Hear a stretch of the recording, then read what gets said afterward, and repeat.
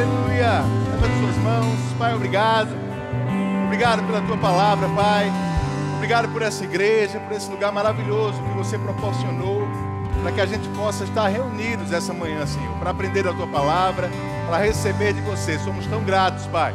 Somos tão gratos. Cremos que estamos aqui com um propósito de aprender, de crescer, de amadurecer mais, de sair daqui fortalecidos pela tua palavra, pela unção do teu Espírito que está nesse lugar. Abrimos o nosso coração para isso.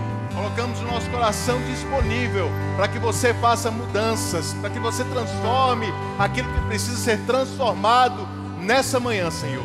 Cremos nisso e vamos receber de você, em nome de Jesus. Você crê nisso? Você pode sentar, fica à vontade.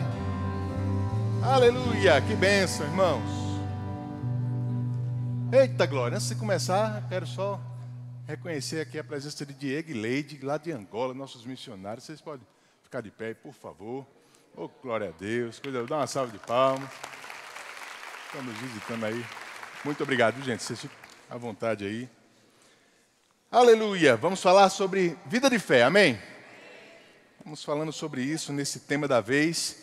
E eu queria começar um pouquinho, ensinar um pouquinho a você um pouco sobre o que a palavra fala sobre esse assunto. Nós estamos numa escola dominical e a gente vai aprender um pouco da palavra mais hoje. Você está pronto para isso? Hebreus capítulo 11, versículo 1, você conhece bem essa palavra, se você quiser você pode abrir. Hebreus 11, 1 é a nossa principal definição de fé na palavra de Deus. O escritor de Hebreus, ele diz que a fé é a certeza de coisas que se esperam e a convicção de fatos que não se veem. Amém? Fé é a certeza de coisas que se esperam e a convicção de fatos que não se veem. Então, a primeira coisa que a gente tem que entender, irmãos, fé é convicção. Fé é certeza. Diga comigo, fé é convicção. Diga, fé é certeza. Na fé não existe espaço para dúvida, não existe espaço, irmãos, para vacilar, não existe espaço para a gente pensar contrário ao que a palavra diz, porque quando estamos em fé, estamos em certeza, em convicção. Romanos capítulo 4 diz que Abraão ele estava plenamente convicto. Aleluia, isso é fé, estar plenamente convicto daquilo que a palavra fala. O irmão Marconi, ele pregou domingo passado e ele falou sobre aquele trem nos trilhos. Quem estava aqui domingo passado, ou quem ouviu essa ministração? E é exatamente isso, a nossa fé é baseada nesses trilhos, no conhecimento da palavra. Sem conhecimento da palavra não há fé. Sem entender o que Deus falou a respeito de algo, nós não podemos ter fé naquilo, porque a fé está baseada no conhecimento da palavra de Deus. Na convicção, na certeza do que Deus falou. Mas eu quero começar aí me prendendo à segunda parte do que diz aí. Diz que a fé é a certeza do que se espera, de uma esperança. E claro que essa esperança é baseada na palavra. Mas olha o que Paulo diz, por exemplo, em Romanos capítulo 8. Romanos 8, no versículo 24, Paulo diz assim, porque na esperança fomos salvos. Ora, esperança que se vê não é esperança. Oh, glória! Esperança que se vê não é esperança, pois quem espera o que está vendo? Mas se esperamos o que não vemos, com paciência o aguardamos. Então Paulo está mostrando para a gente, irmãos, que a esperança que a palavra nos dá, ela é invisível. Ela não pode ser vista. Logo, a nossa fé é a certeza em algo que a gente não está vendo. Amém? Se você está vendo, irmãos, eu vou te dizer, não é a fé, pelo menos não é a fé do tipo de Deus. Quando eu fiz o Rema, no ano de 2000, na matéria Fundamentos da Fé, quem me deu foi o pastor João Roberto. Eu lembro como hoje, uma das frases que ele disse, olha, você não precisa de fé para algo que você está vendo. Porque se você já está vendo, se já está diante de você, você não precisa crer. A fé, ela é baseada numa esperança que não pode ser vista, numa convicção de fatos que não se veem. Oh, glória a Deus. Amém? É por isso que Paulo, ele nos exorta, irmãos, em 2 Coríntios, no capítulo 4, a não depositarmos os nossos olhos ou o nosso foco naquilo que é visível. 2 Coríntios, capítulo 4, deixa eu dizer a você o versículo direitinho, é o versículo 18. desde o versículo 16, ele vem falando que mesmo que o nosso homem exterior ele esteja envelhecendo, se corrompendo, por dentro nós estamos nos renovando dia após dia. Amém?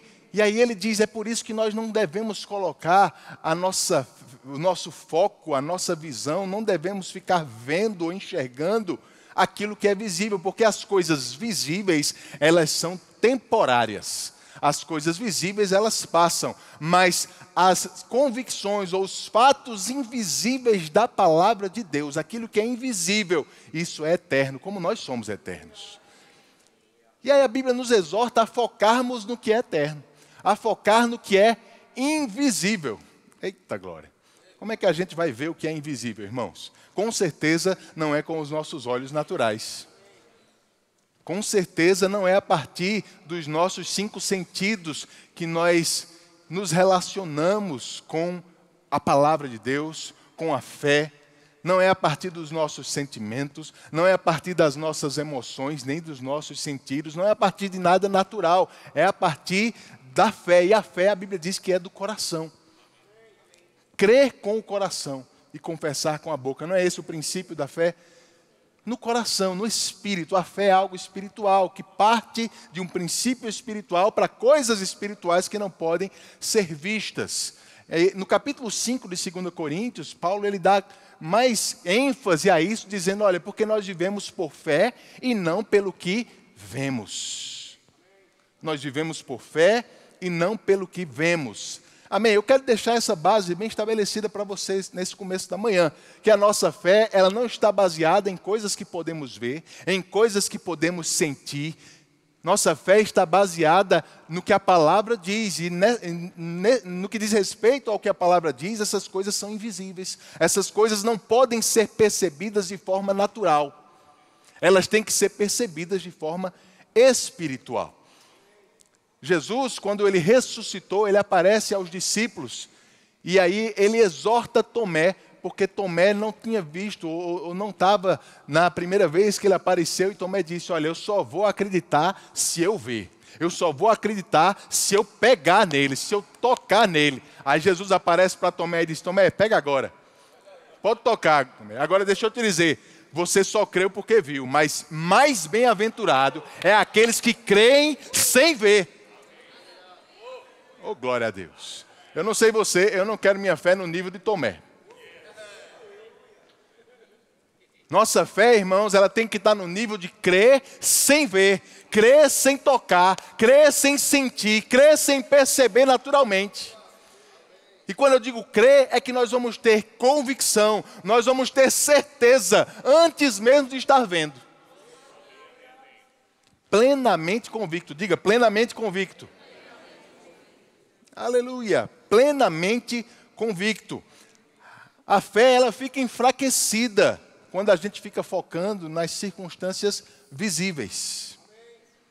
Quando o nosso foco está no que é visível, quando o nosso foco está no que é perceptível, quando o nosso foco está naquilo que pode ser sentido, a nossa fé, ela fica enfraquecida. Agora, quando a gente coloca o nosso foco no que é invisível, na esperança invisível da palavra de Deus, a gente vai fortalecer a nossa fé. É isso que acontece, por exemplo, com os discípulos. Você conhece 2 passagens nos evangelhos que falam de 2 tempestades que os discípulos enfrentaram. A primeira está lá em Mateus, no capítulo 8. Mateus capítulo 8, eu vou só parafrasear essa, a gente vai ler a próxima. Mas no capítulo 8, a partir do versículo 23, a Bíblia diz que os discípulos entraram com Jesus no barco e foram atravessar o mar. E teve uma tempestade no meio do caminho. Só que Jesus não parecia muito preocupado com aquela tempestade. Jesus estava dormindo no barco. Irmãos, eu não sei se você já estudou sobre isso, mas... Desculpe. Deixa eu beber água aqui para não engasgar. Eu não sei se você já estudou sobre isso, mas os barcos, naquela época, ou esses barcos que eles tiveram acesso, a gente não está falando de nenhum navio cruzeiro, não, irmão. A gente não está falando de nenhuma embarcação gigantesca, não. A gente está falando de um barco pequeno mesmo, que cabia aí essas 12 pessoas, talvez de forma bem precária, bem apertada. E em algum lugar nesse barco, no meio da chuva, no meio da tempestade, no meio do balançar, Jesus estava dormindo. Oh, glória a Deus. Tem gente que não consegue dormir hoje, nem no travesseiro, na cama. Jesus conseguia dormir, irmão, no meio da tempestade.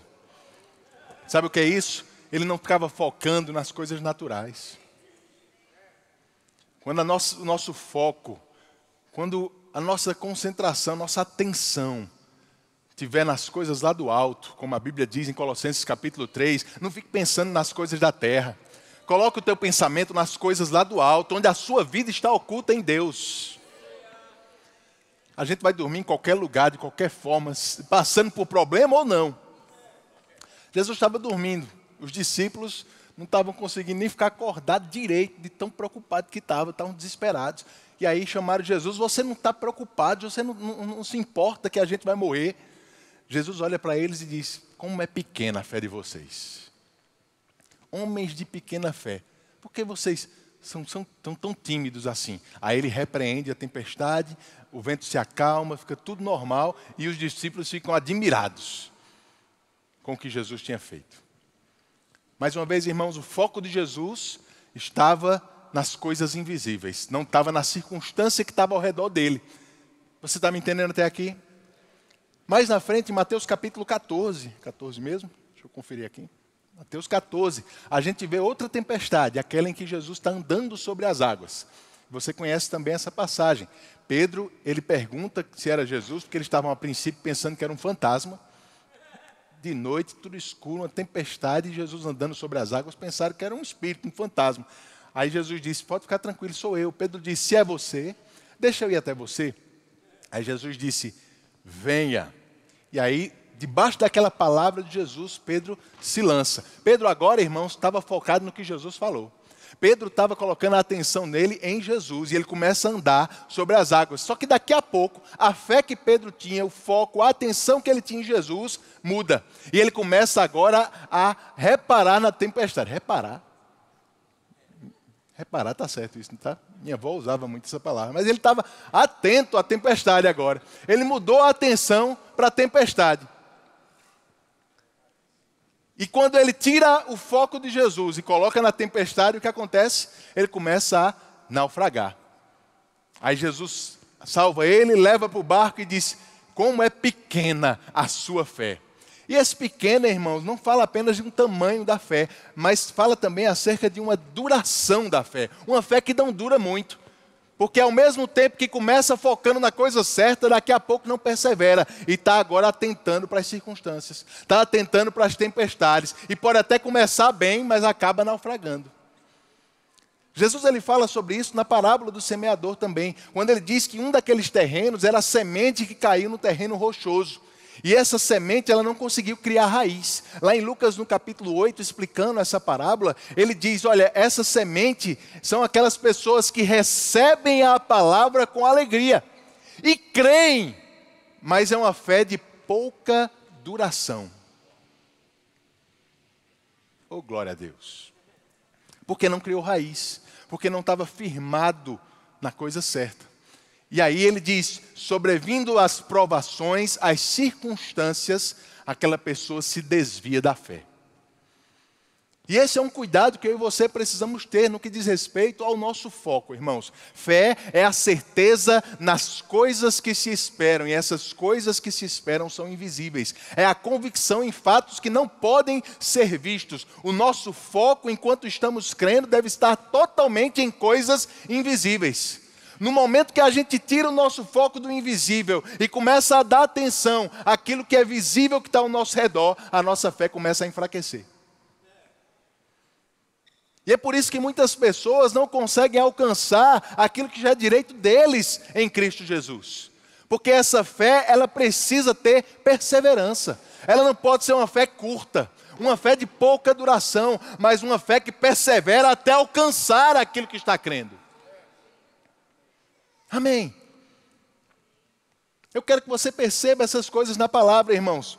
Olha o que Jesus está falando aqui. Ele está falando sobre pessoas de pequena fé. Mas eu não estou falando aqui com gente de pequena fé, não. Você já está entendendo, irmãos, que a nossa fé ela tem que ir até o fim. Guilherme ele leu aquele texto de 2 Coríntios 4, o espírito da fé. Muitas vezes, essa palavra espírito na Bíblia, quando não está falando do Espírito de Deus ou do Espírito do homem, ela tem um sentido de essência, a essência da fé. É como alguém que diz para você, rapaz, você entendeu, você pegou o espírito da coisa, já ouviu essa expressão? É porque você pegou a essência do que ele estava falando. É a mesma coisa, o espírito da fé é a essência da fé. Eu criei, por isso falei. A essência da fé, eu criei, por isso falei. E a gente precisa perceber essas coisas, irmãos. Quando estamos agindo em fé, a gente tem que ter essa essência dentro de nós, crendo para poder falar. Mas quantas vezes a gente deve falar algo? As pessoas às vezes perguntam, quantas vezes eu tenho que confessar até eu ver acontecendo, irmãos? Eu gosto de dar aquela ilustração do prego, né? Quem aqui já pegou um martelo e bateu um prego numa madeira, alguma coisa assim? Quantas marteladas você tem que dar num prego para ele entrar? Não tem uma resposta absoluta para isso. Tem gente que já tem uma certa experiência, dependendo do prego, dependendo da madeira, bate uma vez só, o prego entra. Tem gente que tem que dar umas 10 marteladas, vai errar 8. Vai acertar o dedo. Mas se você continuar batendo, vai chegar uma hora que o prego entra. Quantas vezes você tem que confessar a palavra até acontecer, irmãos? Eu não tenho como dizer esse número a você, não. Eu sei de uma coisa, se você perseverar em fé, se você continuar batendo, vai funcionar. Vai acontecer. Amém? Eu criei, por isso falei. Esse é o princípio da fé. Agora, se a gente tem uma fé curta, a gente vai dar 2 marteladas, o prego não vai entrar e a gente vai desistir. A gente vai começar a olhar, esse martelo deve estar com algum defeito. Essa madeira aqui não deve ser tão boa, não. Quando o problema, irmãos, está apenas em falta de perseverança. Mas olha, outros exemplos que a Bíblia traz, do contrário disso que a gente viu. Por exemplo, lá em Lucas capítulo 7, também não vou abrir lá para a gente ganhar tempo, mas Jesus ele fala de um homem, a Bíblia fala de um homem, um centurião de Roma, que ele pede uma ajuda a Jesus. A Bíblia diz que alguns dos judeus que estavam ali chegaram até Jesus pedindo um socorro para esse homem, dizendo que ele era um homem bom, que tinha ajudado eles a construir a sinagoga. E agora ele estava com um servo, um escravo em casa doente. E não era qualquer um, era um servo que ele estimava muito, que ele gostava muito. E ele pede ajuda a Jesus.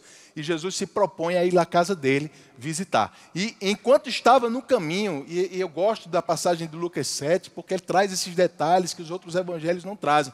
A Bíblia diz que enquanto Jesus estava no caminho até aquela casa, aquele centurião envia outros servos com um recado para Jesus, dizendo, Jesus, olha, eu não sou digno que você chegue até a minha casa. Agora eu sei de uma coisa, se você mandar uma palavra, o meu servo vai ser curado. Porque eu também sou homem que tem autoridade, está sujeito à autoridade. Quando eu digo a alguém vai, ele vai. Quando eu digo vem, ele vem. E aí Jesus se admira com aquele recado que foi dado. Você consegue perceber, irmãos, que hora nenhuma Jesus teve contato direto com aquele centurião? Jesus não viu ele, não conversou pessoalmente com ele. O centurião não foi até Jesus, ele mandou apenas 2 recados, um pelos judeus, outros pelos servos. Mas Jesus fica admirado com a fé daquele homem. Admirado e diz, olha, nem mesmo em Israel eu vi uma fé como essa. Que coisa maravilhosa, irmãos. Olha o contraste disso para aqueles textos em que Jesus olha para os discípulos e diz, que fé pequena de vocês. Ele está falando agora para um gentio, não era nem judeu, viu? Para um gentio, dizendo, eu não vi em Israel uma fé como essa. E ele nem conversou com aquele homem, ele não viu aquele homem, ele não sabia se ele era alto, se ele era baixo. Mas Jesus ouviu as palavras dele. E no recado que ele falou para Jesus, irmãos, estava a essência da fé que ele estava crendo. Ele estava dizendo, Jesus, eu não preciso que você nem venha aqui, eu não preciso que você nem toque nele, nem impõe a mão. Irmãos, não tem nada de errado em impor as mãos, é bíblico. Mas não é a imposição de mãos apenas por si só que cura alguém, é a fé. Jesus disse, aquele que crê, imporá as mãos. A nossa fé não está em um gesto natural. Aleluia. Porque se a nossa fé estiver em algo visível, não é fé. A fé daquele homem estava na palavra de Jesus. Em algo que não pode ser visto. mas em algo, irmãos, em que podemos depositar 100% da nossa confiança. Nas palavras de Jesus. Jesus diz, olha, nem mesmo em Israel eu vi uma fé como essa. E a Bíblia diz que ele deu uma palavra e naquele momento o servo do centurião foi curado. Em outra ocasião a gente vê uma história bem parecida com essa. Em Marcos, no capítulo 7, no versículo 24 em diante, a gente vê Jesus falando com uma mulher cirofenícia, também uma gentia. Eu quero ler com você esse texto. Marcos capítulo 7, versículo 24. Diz assim, Marcos 7, 24. Levantando-se Jesus, saiu dali e foi para as terras de Tiro e Sidom. Tendo entrado numa casa, não queria que ninguém soubesse onde ele estava. No entanto, não pôde ocultar-se. Porque uma mulher cuja filhinha estava possuída de espírito imundo, logo ouviu falar, diga, ouviu falar. Ela ouviu falar a respeito de Jesus, irmãos. Ela veio e se ajoelhou aos pés dele. Esta mulher estrangeira, de origem cirofenícia, e pedia a Jesus que expulsasse o demônio da sua filha. Mas Jesus lhe disse, deixe primeiro que os filhos se fartem, porque não é correto pegar o pão dos filhos e jogá-lo aos cachorrinhos. A mulher respondeu a ele, Senhor, os cachorrinhos debaixo da mesa comem das migalhas das crianças. Então Jesus disse à mulher, por causa dessa palavra, oh glória a Deus, por causa dessa palavra você pode ir, o demônio já saiu da sua filha. Quando a mulher voltou para casa, achou a menina sobre a cama, pois o demônio tinha saído dela. Lá em Mateus 15, quando trata desse mesmo assunto, nessa mesma passagem, a Bíblia diz que Jesus disse à mulher, mulher, que grande fé você tem. Mateus 15, 28. Que grande fé você tem, que seja feito como você quer. E desde aquele momento a filha dela ficou curada. Amém. Jesus está tratando aí com uma gentia, uma pessoa que não era da nação de Israel. E esse discurso hoje em dia, irmãos, nesse mundo politicamente correto, pode até ser estranho, né? Jesus estava comparando aquela mulher com um cachorrinho. Pelo amor de Deus. Se fosse hoje em dia, Jesus ia ser processado. Mas aí Jesus diz, olha, porque em várias passagens, irmãos, Jesus deixa claro que o propósito principal da sua vinda naqueles 3 anos e meio, no seu ministério de 3 anos e meio, era tratar com o povo de Israel, com os judeus. Era propósito de Deus que eles recebessem a palavra do reino e fossem os grandes missionários que pregassem essa palavra para o restante do mundo. Mas a gente sabe que não foi assim que aconteceu. A Bíblia diz que ele veio para os que eram seus, mas os seus não o receberam. Mas a todos quanto o receberam, deu-lhes o poder de serem feitos filhos de Deus. Amém? Mas Jesus está dizendo àquela mulher, olha, eu vim para o povo de Israel. Eu não posso investir tempo com pessoas que não são da nação de Israel. Aí a mulher diz, eu entendo, Jesus. Mas a gente que está aqui ao redor, a gente quer pelo menos as migalhas. Basta as migalhas para resolver nosso problema. Aleluia. É interessante porque Jesus insiste com aquela mulher, irmãos. E aquela mulher, contrária à insistência de Jesus, ela continua lá, perseverando. Jesus, eu só preciso das migalhas. Eu não quero muita coisa, não. Só com as migalhas eu resolvo o meu problema. Jesus olha e diz, que fé grandiosa que essa mulher tem. Porque ela simplesmente ouviu falar de Jesus. E ela não deixou com que nenhuma circunstância, nem mesmo a insistência de Jesus, impedisse a fé dela. E Jesus diz, por causa do que você está falando, o que você falou agora, a tua filha vai ser curada. Sabe, irmãos, tem gente perdendo o que a palavra diz que é direito dela, simplesmente porque está desistindo rápido demais. Não consegue perseverar tempo suficiente, e a fé está tendo uma pouca duração. Quanto tempo você está disposto a crer por aquilo que você precisa? Quanto tempo você está disposto a continuar confessando a palavra para receber o que já é seu?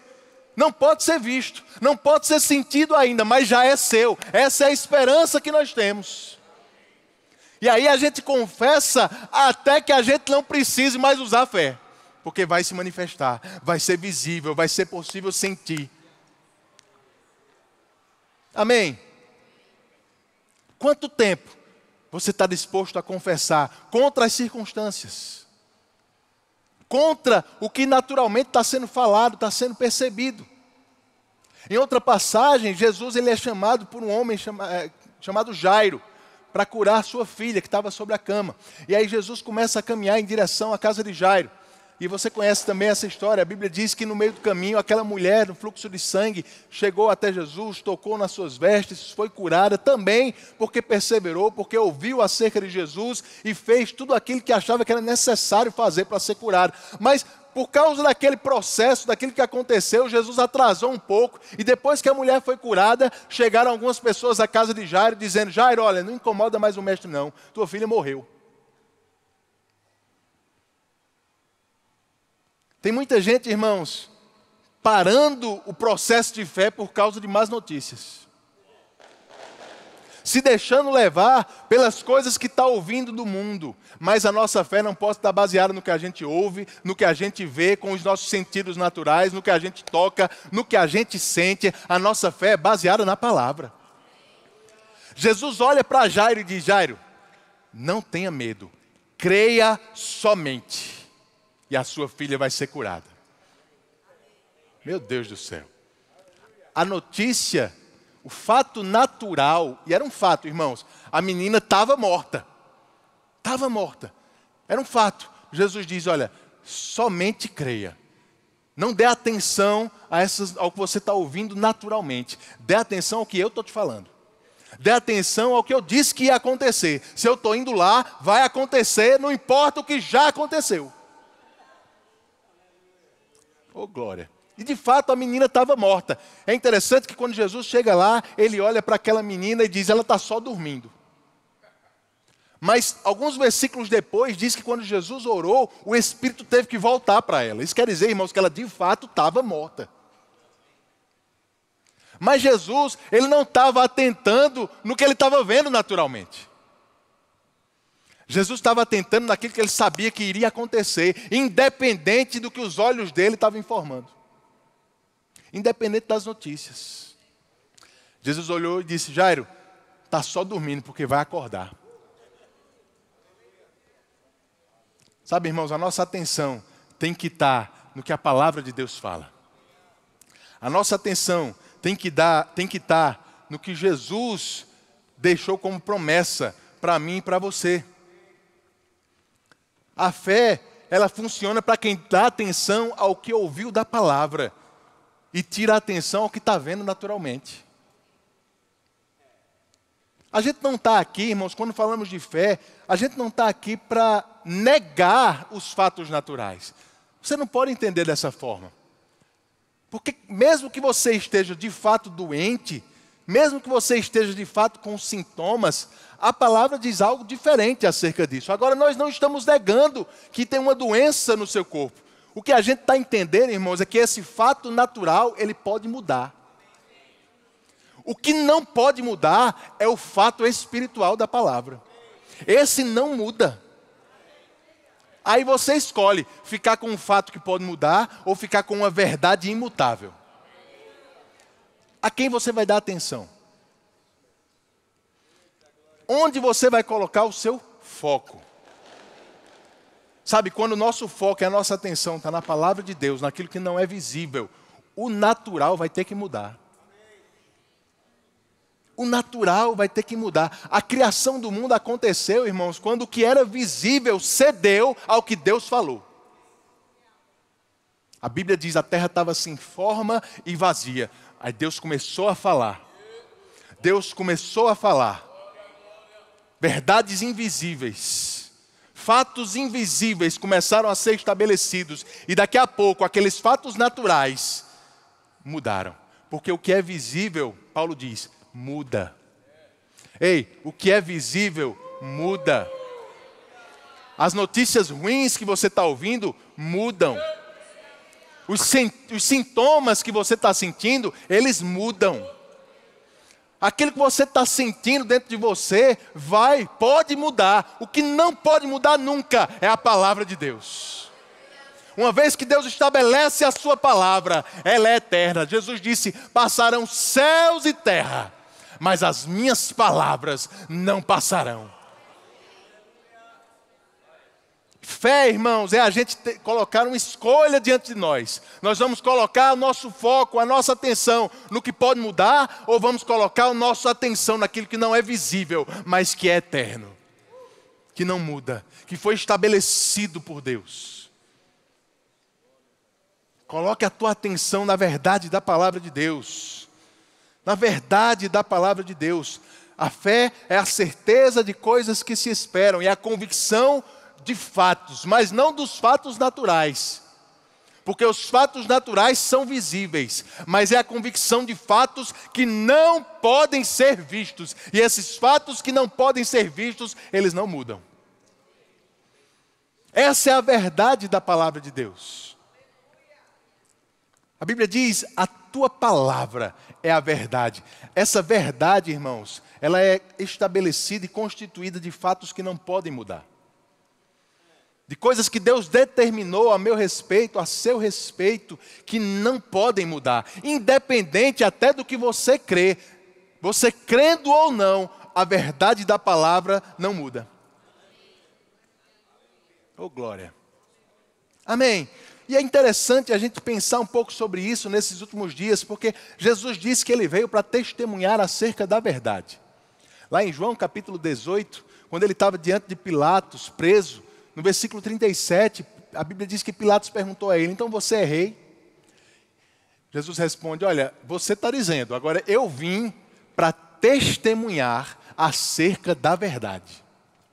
E todo aquele que ouve a minha voz, todo aquele que é da verdade, ouve a minha voz. Eu vim para testemunhar, João capítulo 18, versículos 37 e 38. Quem é da verdade, ouve a minha voz. Jesus está dizendo, quem é da verdade, dá atenção, coloca o foco no que eu estou falando, porque eu vim testemunhar acerca da verdade. Aí Pilatos olha para Jesus e pergunta, o que é a verdade? E essa pergunta, irmãos, ela tem me intrigado nessas últimas semanas. O que é a verdade? Pergunta para o seu irmão aí, o que é a verdade? Eu fiquei pensando sobre isso, irmão, sabe? Porque, principalmente nesses últimos dias, mas a gente vai ver que não é nenhuma novidade. O mundo, ele está tentando relativizar o que é a verdade. O mundo tem dito que não existe uma verdade absoluta sobre os acontecimentos, sobre os fatos, sobre quem nós somos. Não existe uma verdade absoluta. Cada um tem a sua própria verdade. O que é certo ou errado para mim, talvez não seja o que é certo ou errado para Maneco. É assim que o mundo está falando. Que não existem verdades absolutas. Que eu vivo de acordo com o que eu considero que é verdade, e você pode viver de acordo com a sua verdade. E é isso que está gerando a confusão lá fora. Porque nem sempre o que eu considero certo, as pessoas lá fora consideram e vice-versa. Mas isso não é nenhuma novidade, irmãos. Se você pensar direitinho, lá em Gênesis capítulo 3, foi exatamente isso que a serpente trouxe para Eva. Ela disse, olha, foi que Deus disse que você não pode comer de árvore nenhuma? Eva disse, não, eu posso comer de qualquer árvore, menos da que está no meio do jardim, porque no dia que eu comer, eu vou morrer. Aí a serpente disse, não, está errado, não é isso que vai acontecer não. Está dando ouvido ao que Deus está falando, Eva. Deus está tentando te enganar. Deus está te dando uma direção, ou Ele está te dando uma instrução que está errada. Não é verdade. Se você comer, sabe o que vai acontecer? Seus olhos vão se abrir e você vai ser igual a Deus, conhecedora do bem e do mal, conhecedora do que é certo e do que é errado. A serpente estava dizendo para Eva, olha, se você comer da serpente, você vai conseguir uma independência de Deus. Você não vai precisar mais de Deus para dizer a você o que é certo e errado. Você mesmo vai dizer o que é certo e errado para a sua vida. Se você entender, Eva, que você não precisa da instrução de Deus, quem vai determinar as verdades para a sua vida não é mais Deus, é você mesma. E é isso que o mundo tem pregado até hoje, irmãos. É isso que o diabo tem tentado espalhar até hoje para nós. De que a gente pode decidir o rumo da nossa vida por nós mesmos, mas eu e você, a gente não foi criado para viver independente de Deus.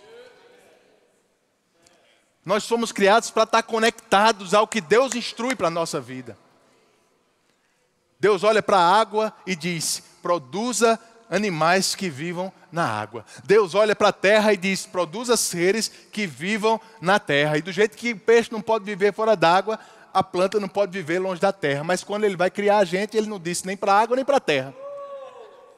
Façamos o homem. Para a gente entender que, como um peixe não vive fora d'água, a gente não pode viver longe de Deus.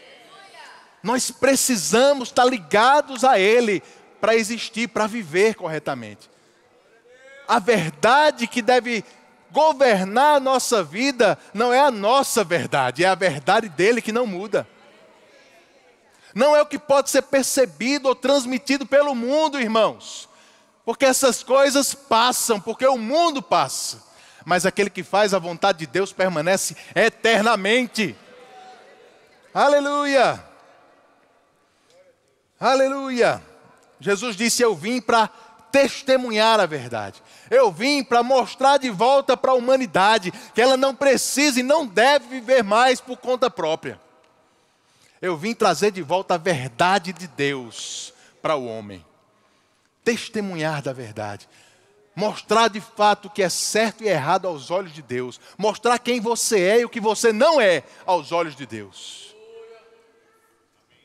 E Jesus disse, se vocês permanecerem na minha palavra, vocês são verdadeiramente os meus discípulos e conhecerão a verdade. E a verdade vai te libertar. Mas para conhecer a verdade, para usufruir da liberdade da verdade, a gente tem que permanecer na palavra. Primeira coisa, irmãos, permanecer na palavra, para conhecer a verdade e viver, usufruir dessa verdade. Para a gente não estar sendo enganado pelos fatos do mundo que mudam, pelas circunstâncias que mudam, por aquilo que é contrário à verdade. A segunda coisa é conhecer a verdade para ser como Jesus, uma testemunha da verdade. Ei, esse mundo precisa saber a verdade. Esse mundo precisa saber e receber o que você tem. Jesus disse que era uma testemunha da verdade. Nós precisamos ser testemunhas da verdade também. A Bíblia diz que nós somos coluna e baluarte da verdade. O mundo está tentando, irmãos, relativizar a verdade. Está tentando fazer com que as pessoas ignorem que existe uma verdade absoluta. Mas a gente é aquilo que sustenta essa verdade. A igreja, a coluna da verdade, o baluarte, o alicerce dessa verdade. Amém? E a gente precisa todos os dias escolher viver de acordo com o que estamos vendo, de acordo com nossos sentimentos, de acordo com as nossas emoções ou de acordo com a verdade da palavra. A verdade, irmãos, ela é maior do que as coisas que você aprendeu por aí. Você aprende, por exemplo, no mundo que quem é maior domina sobre as pessoas, mas a verdade diz que o maior deve servir. Você aprende no mundo que não precisa de ninguém para ser feliz, mas a verdade diz que nós somos membros uns dos outros. Que a gente precisa do que está no dom, na vida, o dom que está na vida do outro, para crescer. A verdade é maior do que as suas emoções. Talvez a sua emoção diga que você está triste. Você pode estar até se sentindo triste, tendo esse sentimento, essa emoção dentro de você, mas a verdade da palavra diz que a alegria do Senhor é a sua força. Você pode, irmão, estar preocupado, mas a palavra diz que você não precisa andar ansioso por nada. Que você pode lançar diante de Deus as suas ansiedades, que você pode priorizar o reino de Deus e a sua justiça, e o resto vai ser acrescentado. A gente escolhe viver pelas nossas emoções ou pela verdade, pelo que a gente aprendeu ou pela verdade, pelos nossos sentimentos ou pela verdade, porque você pode estar se sentindo com medo, mas a Bíblia diz que o verdadeiro amor lança fora todo medo. Você pode estar se sentindo sozinho, irmãos, mas a verdade diz, eu nunca te deixarei, jamais te desampararei. Você pode estar até sentindo sintomas no seu corpo, mas a verdade diz que pelas pisaduras de Jesus, você já foi curado. Você pode estar até não se sentindo ou não tendo condições financeiras para aquilo que você está precisando, mas a verdade diz que é Ele que nos dá forças para adquirirmos riquezas. Você escolhe todos os dias viver com o que você está vendo, com o que você está sentindo, com as suas emoções, com o que você está percebendo, com os seus sintomas. Dar atenção a isso ou dar atenção à verdade da palavra de Deus. A parte boa, irmãos, é que todo aquele resto muda.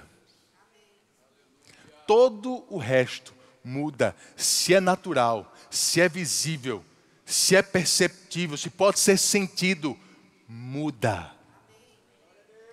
Passa. Mas a verdade da palavra é eterna. Eterna. Aleluia. Tiago capítulo 3, eu quero encerrar com isso. A Bíblia diz que a nossa língua, ela é como o leme de um navio. E ele diz, olha, por maior que seja um navio, aquele pequeno leme, ele direciona ele para onde quer. E quando eu leio esse texto, eu lembro, irmãos, de um tempo, eu tinha uma embarcação antes. Um caiaque. Está rindo da minha embarcação.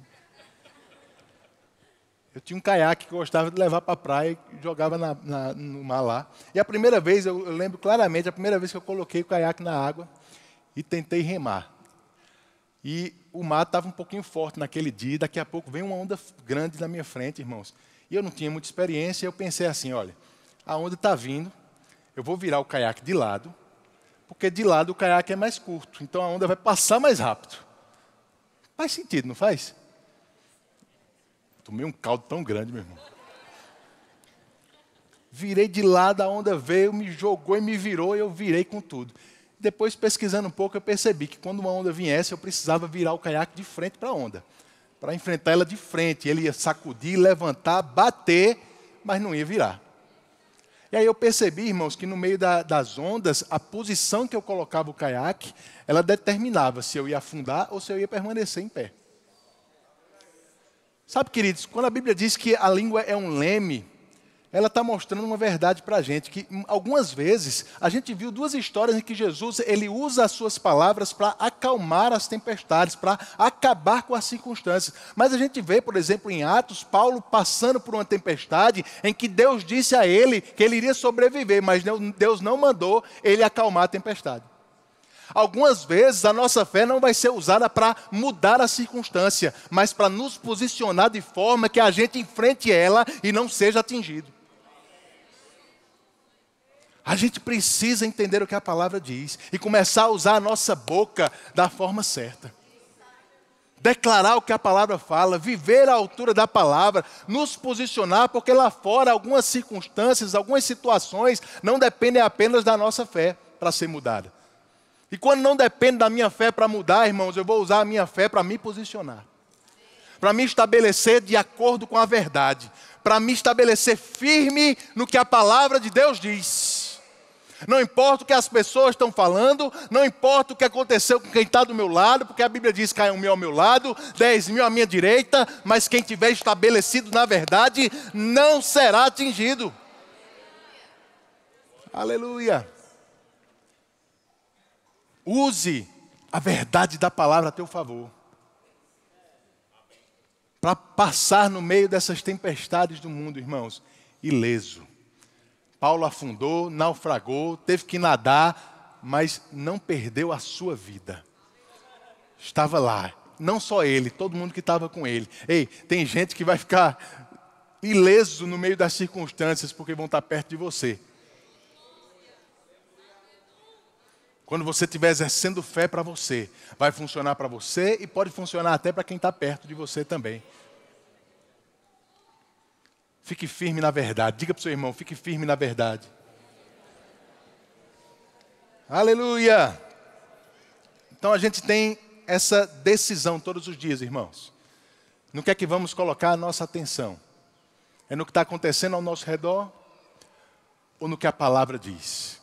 Mas lembra, o que está acontecendo, o que pode ser visível, o que pode ser ouvido, o que pode ser sentido, tudo isso é passível de mudança.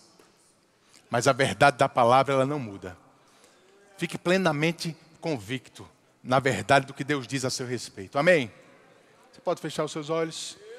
Pai, obrigado por essa manhã. Somos gratos pela Tua palavra. Gratos, Senhor, pela instrução que você traz para a nossa vida.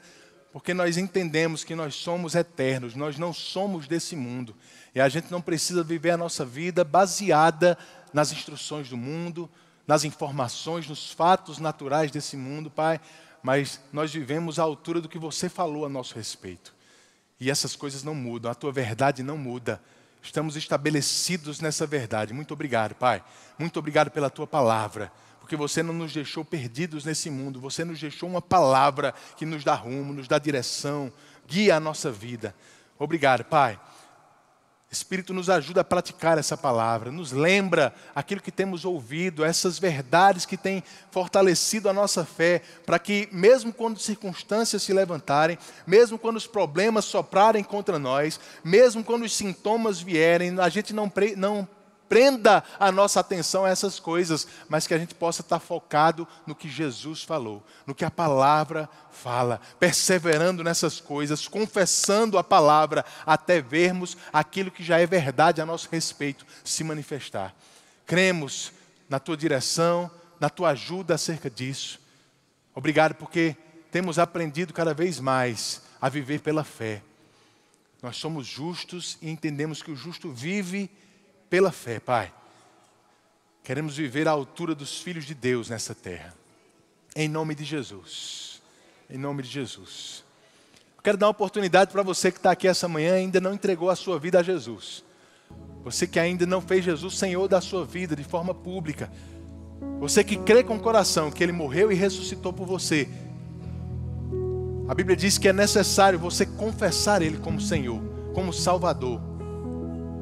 Se você está aqui e nunca fez essa confissão, quer fazer essa manhã, onde está você? Eu quero que você levante a sua mão, eu quero orar por você, eu quero te dar um abraço.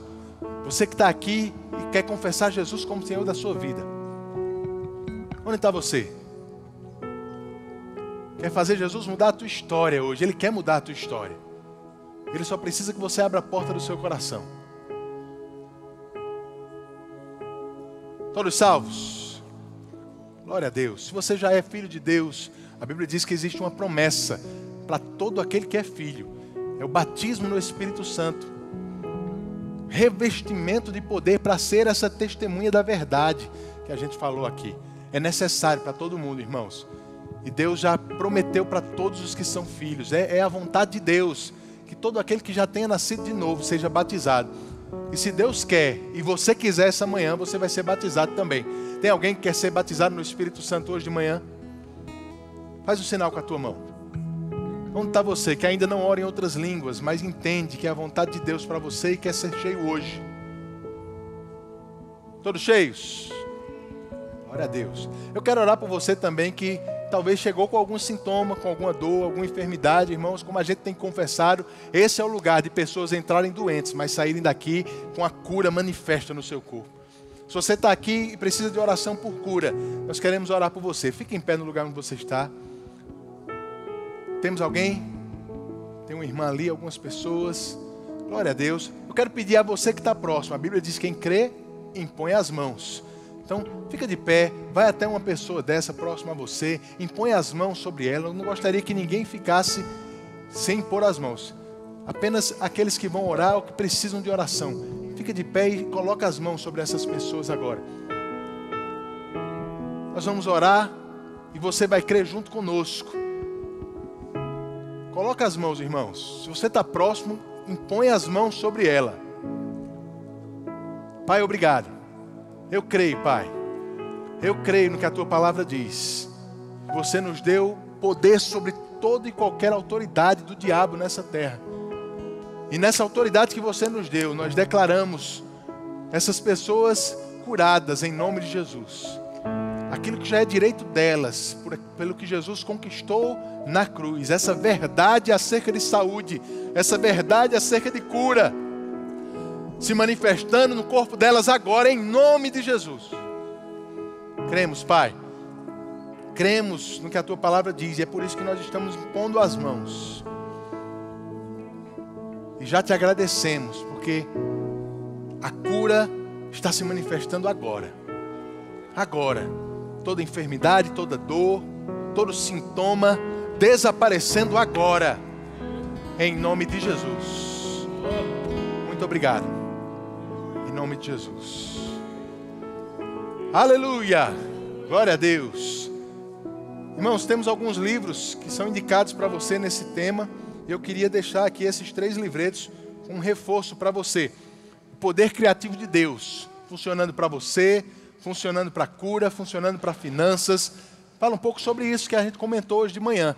São livros bem pequenos que você pode adquirir, mas vai ler rapidamente e vai te abençoar, irmãos. Essas indicações são para você ser edificado com aquilo que a gente está falando aqui, para que você tenha esse reforço na sua casa também. Então passa lá no Verbo Shop depois, tá bom? Guilherme pode vir. À noite às 18 horas, a gente vai